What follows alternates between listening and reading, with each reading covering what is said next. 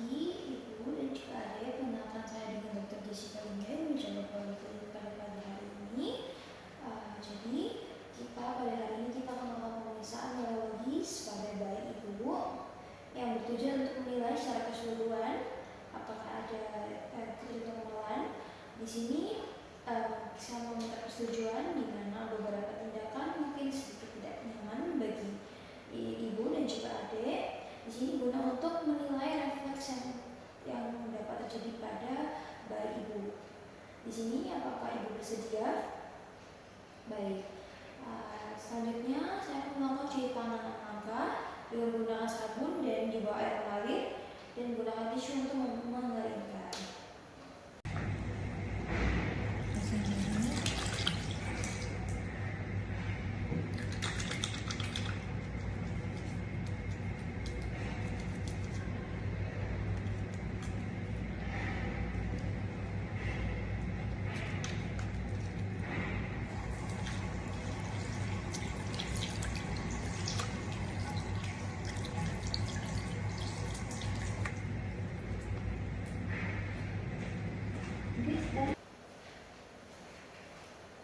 Baik, di sini saya sudah selesai mencuci tangan angka dan meletakkan bayi di atas di meja pemeriksa.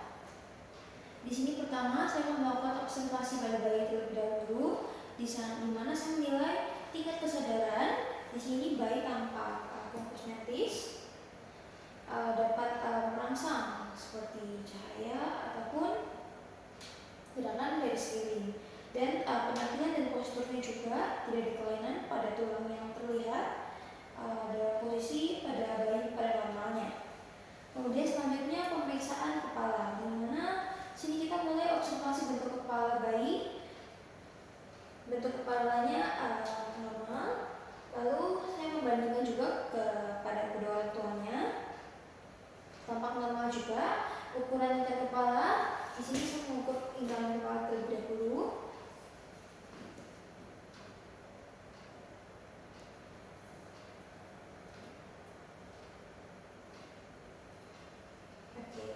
Baik, setelah melakukan pengukuran tingkat kepala, di sini bayinya ukuran tampak normal.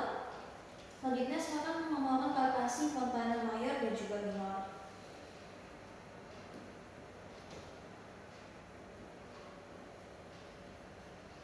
Baik, di sini saya merasakan ada dekatan pada di fontanel mayor dan juga minor.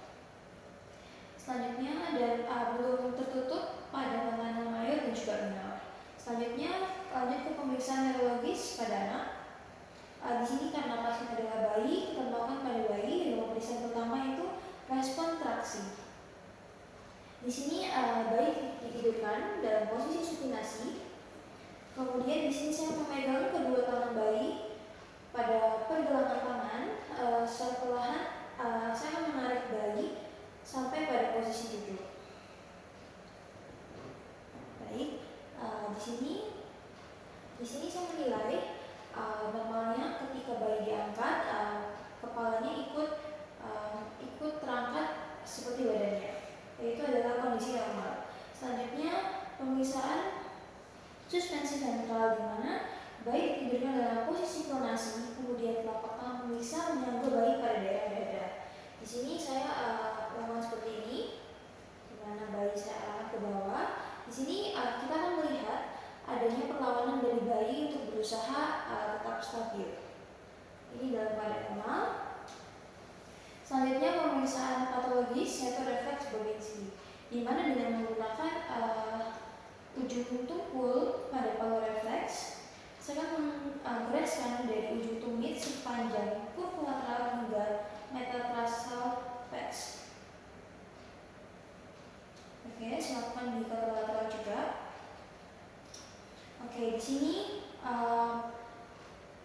hasilnya negatif, di mana terjadi plantar fleksi pada jari dan jari lainnya. Selanjutnya kita mulai ke refleks primitif. Pertama adalah refleks Moore.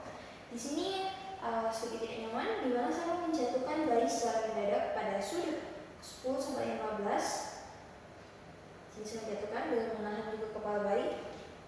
Nah, di sini ketika saya menjatuhkan, saya melihat bagaimana respon bayi. Bayi tampak mengekstensikan tubuh dan adduksi ekstensi lengan, tangan terbuka, diikuti fleksi dan abduksi lengan. Dimana ini yang merupakan bagian yang khas untuk refleks molor, dimana ada terjadi gerakan tungkainya membuka. Selanjutnya refleks hisap. Di sini saya akan mengusapkan bibir bayi sedikit saja, pelan, dan juga kita lihat refleks usapan pada pipi menghasilkan refleks mencucu seperti ingin meminum susu. Ini merupakan stimulus yang diberikan pada bayi dan ini adalah hal normal. Kemudian refleks tonik leher. Di sini saya membangkitkan bayi dengan membelokkan kepala bayi yang terletak secara cepat ke satu sisi, seperti langsung membalikkan. Di sini balikan ini ke arah selanjutnya. Di sini kita melihat adanya ekstensi lengan dan tungkai pada sisi kemanapun bayi dibelokkan ke arah yang sesuai. Seperti tadi dibelokkan ke arah kiri, tangan bayi pun ikut ke arah kiri. Selanjutnya withdrawal, di mana saya akan merangsang telapak kaki bayi dengan jarum tumpul palu refleks. Nah, di sini kita akan melihat refleks pada bayi.